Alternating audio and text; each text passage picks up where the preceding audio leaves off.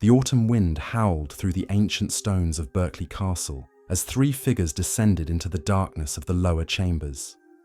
What they were about to witness would haunt their nightmares for the rest of their lives and spawn whispered rumors that would echo through the corridors of power for centuries to come. The date was September 21st, 1327, and the screams that would soon pierce the night air belonged to a man who had once commanded armies, ruled kingdoms, and held the fate of nations in his hands. This was no ordinary prisoner, meeting his end in some forgotten dungeon.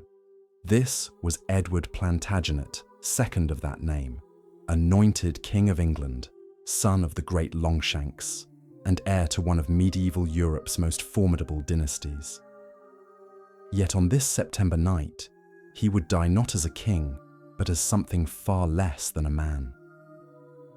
The method chosen for his destruction was so calculated, so symbolically loaded, and so utterly barbaric that even hardened medieval chroniclers struggled to find words adequate to describe it. What you think you know about royal deaths in the Middle Ages is nothing compared to the reality of what happened in that castle cell.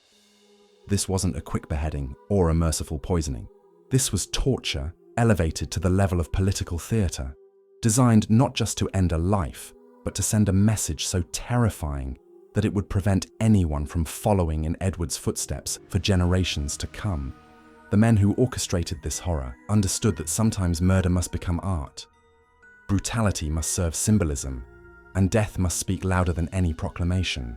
The story begins not with Edward's final moments, but with the catastrophic series of events that led to one of history's most spectacular royal downfalls. To understand the full horror of what happened at Berkeley Castle, we must first comprehend how a man born to inherit absolute power ended up as a broken prisoner, abandoned by his nobles, betrayed by his wife, and despised by the very people he was sworn to protect. Edward II ascended to the English throne in 1307 carrying the weight of impossible expectations. His father, Edward I, had been everything a medieval king was supposed to be. A warrior who had conquered Wales, hammered the Scots into submission, and established England as the dominant military power in Western Europe. The realm Edward inherited was vast, wealthy, and respected. All he had to do was maintain what his father had built, and perhaps expand it further through conquest and diplomacy. Instead, Edward managed to accomplish something that seemed almost impossible. He turned one of Europe's strongest kingdoms into a laughingstock while simultaneously making himself the most hated man in England. His failures weren't just military or political. They were personal, sexual, and so fundamentally offensive to medieval sensibilities that his enemies would eventually justify the most extreme measures as necessary for the salvation of the realm itself. The rot began immediately with Edward's relationship with Piers Gaveston, a Gascon knight whose elevation to positions of unprecedented power outraged the English nobility. Medieval kingship depended on a delicate balance between royal authority and noble privilege. Great barons expected to be consulted, honoured, and rewarded according to their status and service. When Edward instead lavished titles, lands, and obvious affection on a foreign upstart, he didn't just offend individual nobles, he threatened the entire social order that held the kingdom together. But Gaveston was merely the beginning. Edward's reign became a masterclass in how to alienate every possible source of support while providing ammunition to every potential enemy. His military campaigns ended in humiliating defeats that exposed his fundamental incompetence as a warrior king. His financial management reduced the royal treasury to bankruptcy, while his favourites grew obscenely wealthy.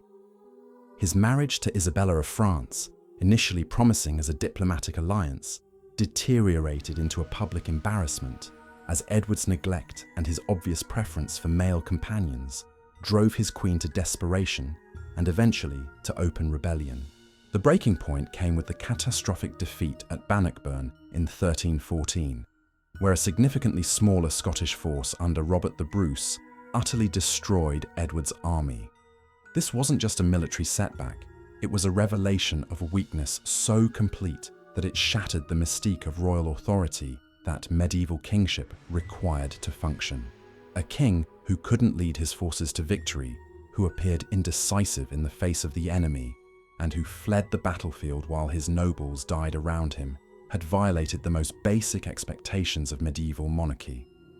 What followed was a slow-motion collapse that played out over more than a decade. Noble opposition crystallized around Edward's own cousin, Thomas of Lancaster, who led increasingly bold challenges to royal authority. Parliament began imposing restrictions on the king's power that reduced him to little more than a figurehead. The Despensers, father and son, who replaced Gaveston as Edward's favourites, became even more hated and more powerful, essentially ruling England through their influence over a king who seemed incapable of governing himself. The final act began when Queen Isabella, during a diplomatic mission to France, refused to return to England. Instead, she began an open affair with Roger Mortimer, an exiled English baron with his own reasons for wanting revenge against Edward. Together, they assembled an invasion force and began planning what would become one of history's most successful coups. Isabella had transformed from a neglected wife into the leader of a revolution against her own husband. The invasion of 1326 was swift and devastating. Edward's regime collapsed almost immediately as noble after noble declared for Isabella. The king found himself with virtually no support, his favourites dead or fled, his treasury empty, and his kingdom in open revolt. His capture near the Welsh border in November marked not just the end of his reign, but the beginning of a carefully orchestrated campaign to destroy him completely. The deposition that followed was unprecedented in English history. Never before had a living king been formally removed from his throne. The process required careful legal manoeuvring to create even a semblance of legitimacy, while ensuring that Edward could never threaten the new regime.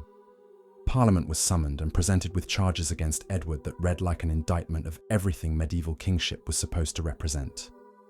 Incompetence, failure to defend the realm, allowing favourites to rule in his place, and bringing dishonour to the crown. Edward's formal abdication was secured through a combination of legal pressure and implied threats. The scene was pathetic. The former king, now dressed in simple black clothing, wept as he agreed to surrender his throne to his son. Whether this abdication was genuinely voluntary or extracted under duress remains debatable, but the practical reality was clear. Edward had no choice. This created an immediate problem for the new government. What to do with a deposed king? Simply releasing him was impossible, since he would always represent a potential rallying point for opposition. Keeping him imprisoned indefinitely was politically dangerous and expensive. The solution they eventually adopted was both subtle and sinister. Edward was moved to Berkeley Castle in Gloucestershire, ostensibly for reasons of security and cost. Berkeley was owned by Thomas de Berkeley, a baron whose family had suffered under Edward's rule, and who could be trusted to ensure the former king remained safely confined. The choice was not accidental. The castle was remote enough to prevent rescue attempts, secure enough to prevent escape, and controlled by someone with personal reasons to hate Edward II. The conditions of Edward's imprisonment were deliberately harsh. Gone were the comforts appropriate to his royal birth. Instead, he was kept in circumstances designed to break his spirit and undermine his health. According to some accounts, the cell was positioned above the castle's sewers, exposing him to disease and foul air. His food was poor and irregular, his bedding inadequate, and his treatment deliberately humiliating. This gradual approach to Edward's elimination apparently proved too slow for those in power. By the summer of 1327, political pressures were mounting for a more permanent solution. Rumours were circulating about possible rescue attempts, and foreign courts were beginning to ask uncomfortable questions about Edward's treatment. Isabella and Mortimer needed Edward to die, but they needed his death to appear natural, or at least not obviously murderous. What happened next would become one of the most debated and horrifying episodes in medieval chronicles. The decision to move from passive to active measures against Edward's life marked a crucial turning point that would transform a political imprisonment into something far more sinister. The method allegedly chosen for his destruction was so brutal and symbolically loaded that many historians have questioned whether it could possibly be true. Yet the evidence suggests that something truly terrible occurred in that castle cell on September 21st, 1327. Something that reflected not just the desire to eliminate a political enemy, but to send a message about the consequences of violating medieval expectations of royal behavior. The truth about Edward II's death is more complex and more horrifying than any simple narrative of a deposed king meeting his end. The summer of 1327 brought whispers through the corridors of power that chilled even the most hardened courtiers. Foreign ambassadors were asking pointed questions about the former king's welfare. Pope John XXII had expressed concern about Edward's treatment. Most troubling of all were persistent rumours of plots brewing in England itself. Nobles who were having second thoughts about deposing an anointed king, wondering if they had crossed a line that no Christian kingdom should ever cross. Isabella and Mortimer found themselves trapped by the very success of their coup. They had removed Edward from power, but his continued existence posed an impossible dilemma. Every day he remained alive was another day their enemies could rally around the legitimate king. Every foreign inquiry about his welfare was a reminder that their authority rested on the most fragile of foundations. They had committed themselves to a course of action that made reconciliation impossible, yet killing a deposed king outright would shock even medieval sensibilities and potentially provoke the very rebellion they sought to prevent. The solution that emerged from their desperate deliberations was characteristic of medieval political murder in its combination of deniability and dark symbolism. Edward could not simply be stabbed in his cell or poisoned at dinner. Such obvious methods would make a martyr of him and potentially trigger the very uprising that his death was meant to prevent.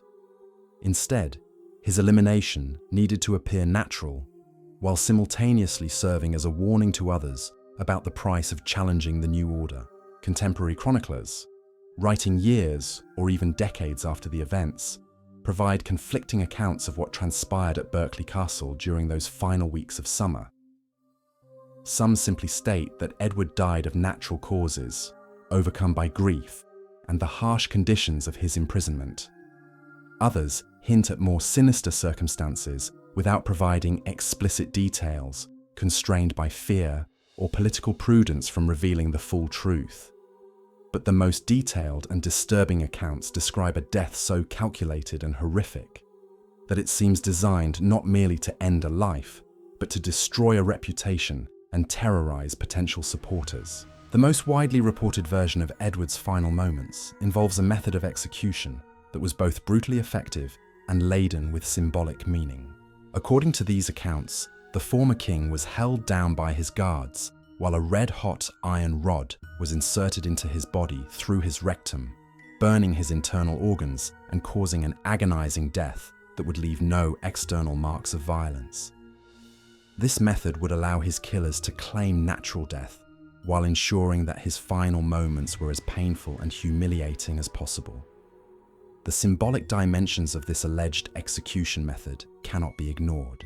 Medieval justice often sought to make the punishment reflect the nature of the crime, and Edward's supposed homosexual relationships with his favourites had scandalized his contemporaries.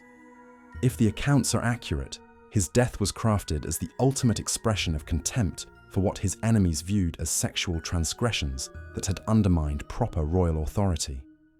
The very manner of his killing would serve as both revenge and warning, demonstrating what happened to kings who violated the fundamental expectations of medieval masculinity. The logistics of such an execution would have required meticulous planning and the cooperation of multiple conspirators.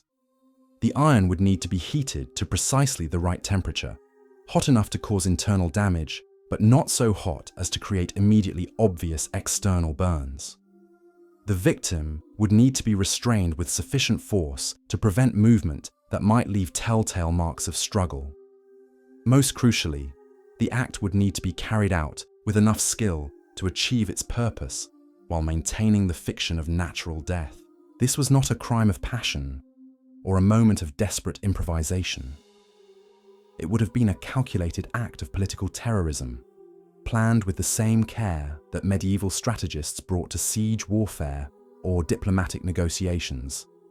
Every detail would have been considered, every potential complication anticipated, every participant carefully chosen for their reliability and their reasons for maintaining silence. The timing of Edward's death on September 21st, 1327, was announced with suspicious speed to the government in London. Messengers rode through the night, carrying news that reached the capital with remarkable efficiency for an age when communication depended on horses and human endurance. The official cause was recorded as natural death due to grief and the accumulated effects of harsh imprisonment, an explanation that satisfied no one but could not be easily challenged without concrete evidence of foul play. Within hours of the announcement, elaborate arrangements were set in motion for Edward's funeral. The new regime moved with remarkable speed to demonstrate their respect for royal dignity, organising ceremonies that would display the former king's body to the public, while reinforcing their own legitimacy as protectors of the crown's honour. The body itself reportedly showed no obvious signs of violence, which would be entirely consistent with the alleged method of murder, while providing powerful evidence for those who insisted on the official story of natural death. The reaction to news of Edward's demise revealed the deep divisions that still fractured English society. Isabella and Mortimer expressed appropriate grief, while privately celebrating the removal of their greatest threat to continued power. Supporters of the old regime whispered about murder but dared not speak openly, knowing that such accusations could bring charges of treason against the new government. The common people, who had suffered under Edward's misrule but retained some instinctive respect for royal authority, found themselves confused and troubled by the rapid sequence of events that had seen their king deposed, imprisoned, and dead within less than a year. What makes the circumstances of Edward's death particularly chilling is not merely the brutality of the alleged method, but the cold calculation it represents. This was not murder committed in desperation or hot blood, but political elimination elevated to the level of performance art. The symbolism was as important as the practical result, serving notice to anyone who might challenge the new order about the fate that awaited those who failed to learn from Edward's example. The immediate aftermath revealed the careful orchestration that had preceded this final act. Thomas de Berkeley, the castle's owner, immediately distanced himself from any responsibility for the former king's death, claiming he had been conveniently absent at the crucial moment. This absence was almost certainly planned in advance, providing Berkeley with plausible deniability, while ensuring that someone of sufficient authority was present to oversee the execution of their plan. The other individuals present at the castle during Edward's final days faced a more precarious situation. Guards, servants, and minor officials who might have witnessed suspicious activities were either sworn to absolute secrecy or eliminated as potential sources of inconvenient testimony.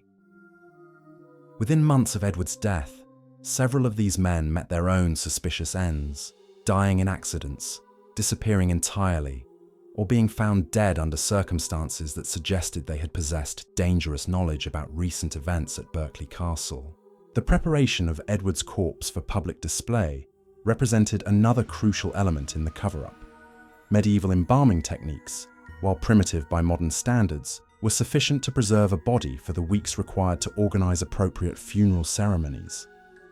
More importantly, from the conspirators' perspective, the embalming process would destroy much of the internal evidence of the alleged torture, making it virtually impossible for anyone to challenge the official cause of death through examination of the remains. The funeral itself became a masterpiece of political theatre, designed to demonstrate the new regime's legitimate authority, while reinforcing their claim to be protectors rather than usurpers of royal dignity. Edward's body was transported from Berkeley to Gloucester Cathedral, with ceremonies that drew crowds of observers who could witness for themselves that the former king bore no obvious marks of violence. The elaborate tomb erected in his honor proclaimed him a legitimate monarch who had died of natural causes, not a murder victim whose death had been orchestrated by his political enemies. The elaborate ceremonies surrounding Edward's burial served multiple purposes beyond mere royal protocol. They provided a final opportunity for Isabella and Mortimer to display their control over the narrative of recent events, while simultaneously demonstrating their reverence for royal tradition. Every aspect of the funeral procession was carefully choreographed to reinforce the message that Edward had died naturally, and that his treatment in captivity had been appropriate for a deposed but still noble monarch. Yet beneath this veneer of respectful mourning lay a more sinister reality. The speed with which the funeral arrangements were completed suggested advanced planning that contradicted claims of unexpected natural death. The choice of Gloucester Cathedral as Edward's final resting place was itself significant. Located close enough to Berkeley Castle to minimize the time the body spent in public view, but prestigious enough to satisfy those who demanded appropriate honors for a former king. The tomb itself, which survives to this day, became an unwitting monument to one of history's most successful cover-ups. Its elaborate carved stonework and Latin inscriptions proclaimed Edward a legitimate ruler who had met a peaceful end, creating a permanent record of the official story that would influence historical interpretation for centuries. The irony was profound. A man who may have died in the most brutal circumstances imaginable was memorialized as having achieved the kind of serene death that medieval Christians aspired to, surrounded by prayer and spiritual comfort. The international ramifications of Edward's demise unfolded gradually as news spread throughout the courts of Europe. Foreign monarchs, who had grown accustomed to dealing with England's chaotic politics, found themselves confronting a fait accompli that demanded careful diplomatic responses. The French court, from which Isabella had launched her invasion, expressed appropriate condolences while privately celebrating the resolution of England's internal crisis. The papal curia, which had previously expressed concern about Edward's treatment, accepted the official explanation while maintaining diplomatic silence about any suspicions they might have harbored.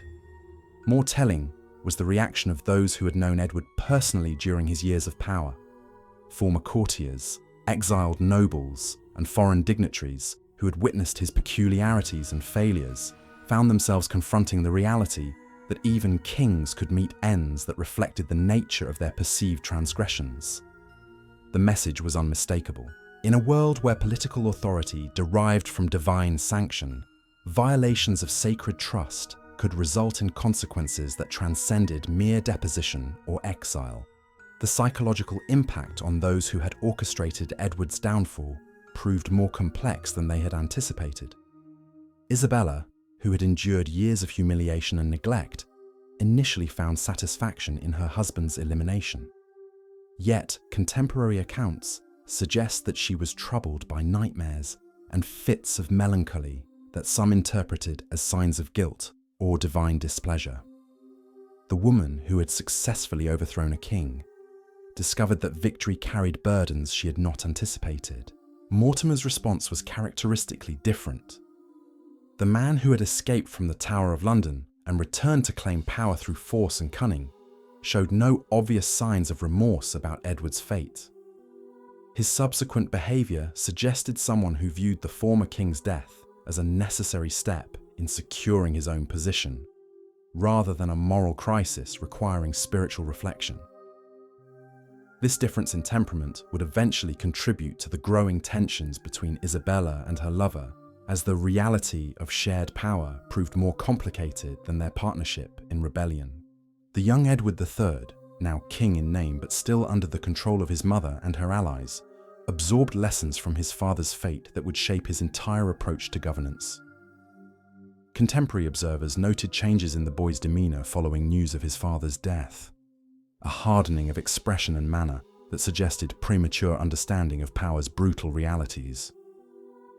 The child who had been used as justification for deposing Edward II was learning that kingship in medieval England could be a deadly profession for those who failed to meet its demands. The broader implications of Edward's death extended far beyond the immediate political situation.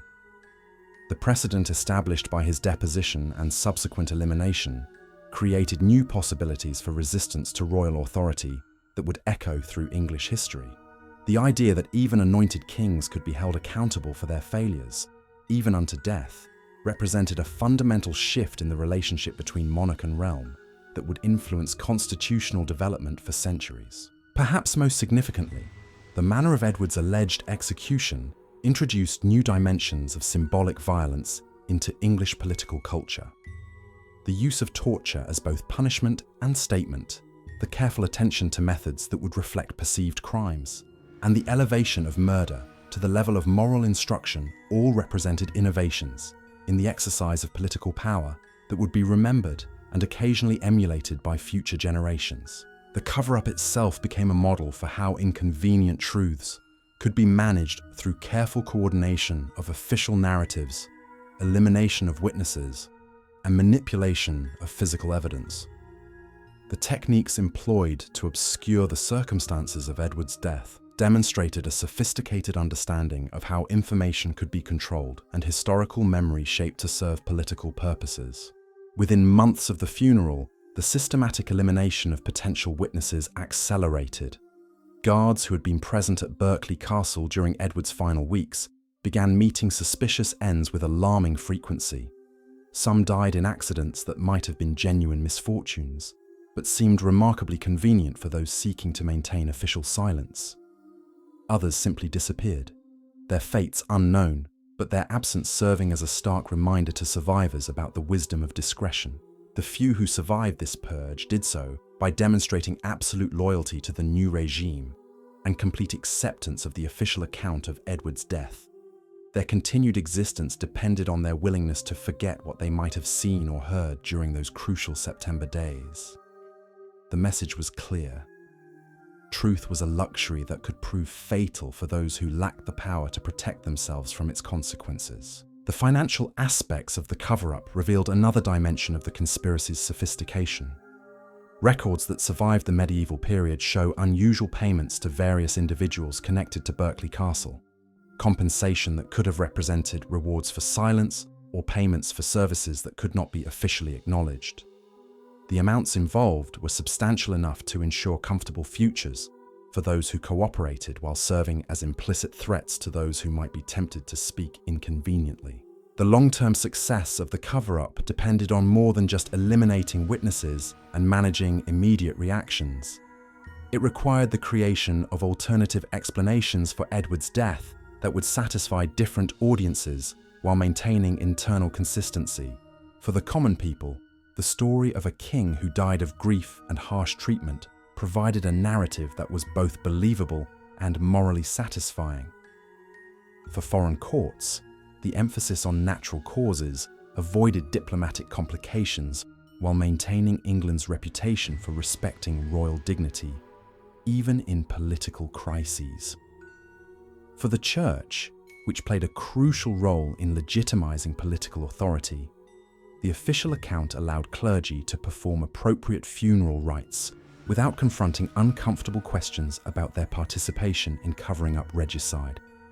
The elaborate ceremonies at Gloucester Cathedral served to sanctify the new regime's version of events, while providing religious validation for the political changes that had followed Edward's deposition. The creation of Edward's tomb became the final element in this comprehensive campaign of historical revision.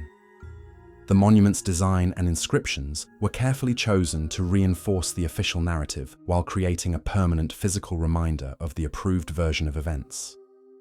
Future generations would encounter this impressive memorial and draw conclusions about Edward's reign and death that aligned with the interests of those who had orchestrated his downfall.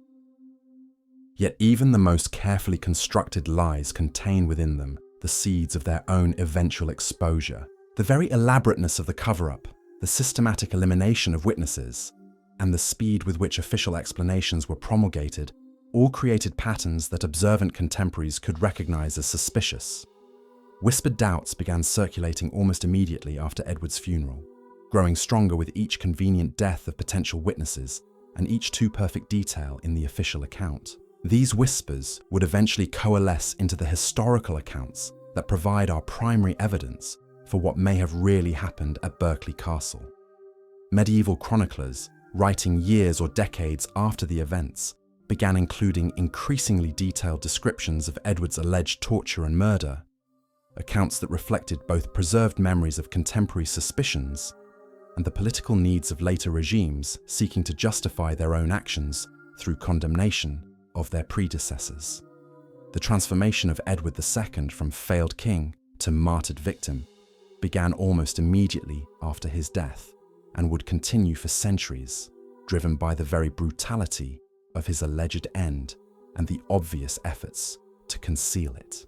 In death, the man who had been despised for his weakness and sexual transgressions became a symbol of royal dignity destroyed by ambitious usurpers, his supposed sufferings serving to validate the divine nature of kingship, even when exercised by inadequate monarchs, monarchized by inadequacies.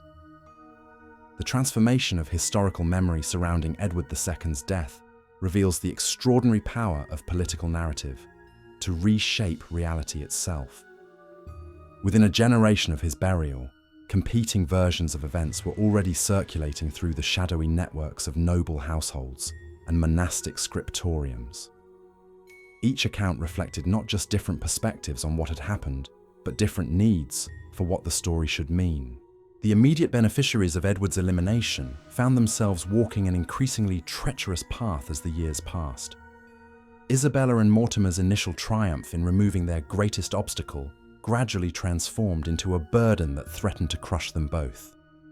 The very success of their conspiracy created new vulnerabilities as witnesses died, evidence disappeared, and the official story began to show cracks that observant enemies could exploit. Young Edward III, growing into his role as king while still technically under his mother's regency, began demonstrating disturbing signs of independence that alarmed his handlers. The boy who had been used as justification for deposing his father was developing into a formidable political intelligence in his own right. Contemporary accounts describe a youth who listened carefully to whispered conversations, who asked pointed questions about his father's fate, and who seemed to be drawing conclusions that boded ill for those who had orchestrated the royal downfall. The international situation added another layer of complexity to the conspiracy's aftermath. Foreign courts that had initially accepted the official explanation of Edward's death began receiving alternative accounts from English exiles, merchants, and pilgrims who carried darker stories across the Channel. These whispered reports painted pictures of torture, symbolic violence, and cover-up that contradicted the sanitized version promoted by the new regime. Diplomatic correspondence from the period reveals growing skepticism about English claims while maintaining the polite fiction necessary for continued relations. The Church's position became particularly delicate as evidence mounted that something more sinister than natural death had occurred at Berkeley Castle. Clergy who had participated in Edward's funeral rites found themselves caught between their obligation to support legitimate authority and their growing suspicions about the circumstances they had helped to sanctify.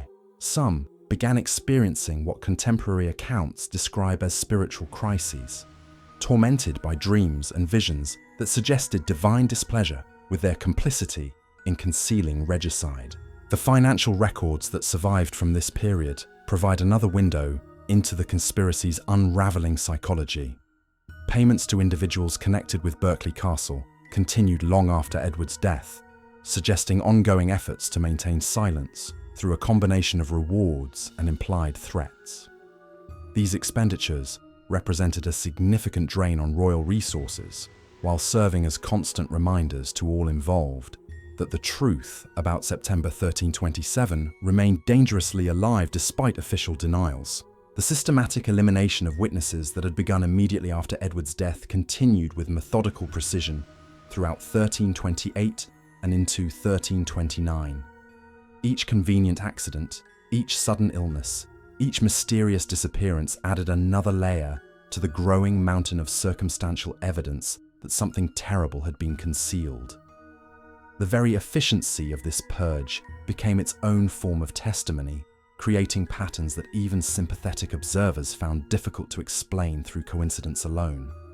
Mortimer's behavior during this period revealed a man increasingly intoxicated by power and decreasingly concerned about the methods necessary to maintain it.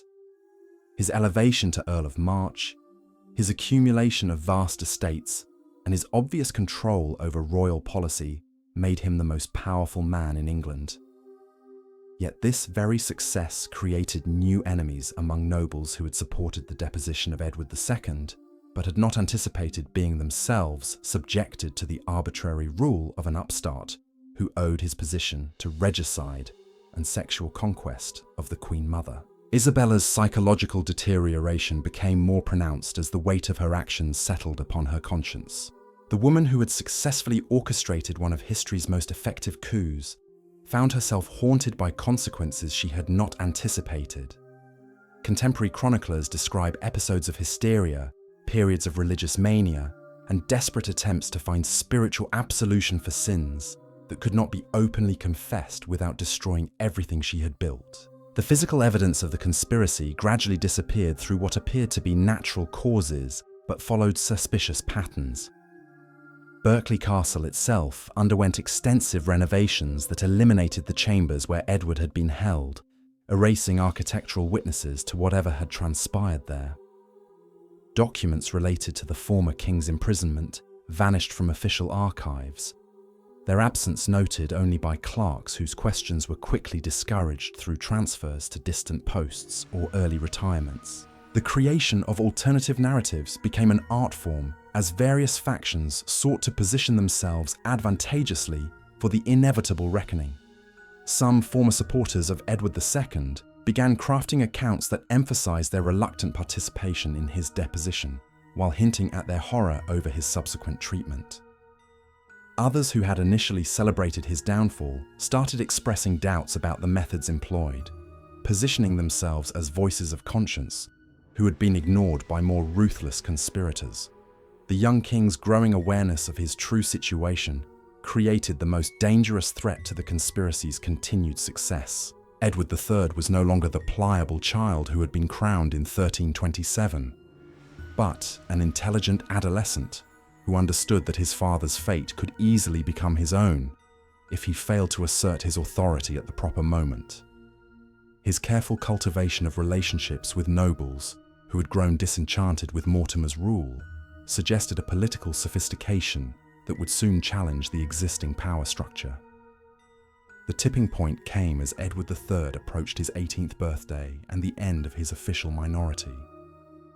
The prospect of the young king assuming full royal authority terrified Mortimer, who understood that his position depended entirely on maintaining control over the crown. Plans began circulating for extending the regency indefinitely, perhaps even for eliminating Edward III and replacing him with a more manageable candidate. These desperate schemes revealed how completely the conspiracy had corrupted those involved, transforming political opportunists into potential serial regicides. The final act of this tragic drama began unfolding in 1330 as various factions maneuvered for position in anticipation of the inevitable confrontation between the young king and his mother's lover. Edward III had been quietly building support among nobles who remembered their oaths of loyalty to the legitimate royal line while growing increasingly disgusted with Mortimer's arbitrary rule. The moment of truth was approaching, and everyone involved understood that only one side would survive the coming reckoning. The irony was profound and terrible. The conspiracy that had begun with the elimination of one king was now creating conditions that would likely result in the destruction of those who had orchestrated it. The methods employed to secure power through Edward II's death had established precedents for violence that could just as easily be turned against the perpetrators themselves. The wheel of fortune that had elevated Isabella and Mortimer through regicide and sexual scandal was preparing to crush them through the very mechanisms they had created. The whispered accounts of what had really happened in Berkeley Castle continued to spread throughout England and beyond, carried by servants, merchants, pilgrims, and exiles who had no official standing but possessed fragments of dangerous truth. These stories gained power through repetition and elaboration, transforming from mere gossip into alternative historical narratives that challenged the legitimacy of everything that had followed Edward's death. Each retelling added new details, some authentic memories preserved in popular culture, others embellishments designed to serve particular political purposes. The momentum of revelation had become unstoppable by the autumn of 1330.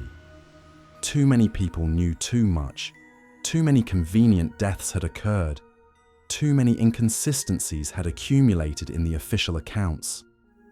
The conspiracy that had once seemed so brilliantly executed was collapsing under the weight of its own contradictions, preparing to destroy not just those who had carried it out, but potentially the entire political structure they had sought to protect through their terrible crime in that castle cell 3 years earlier.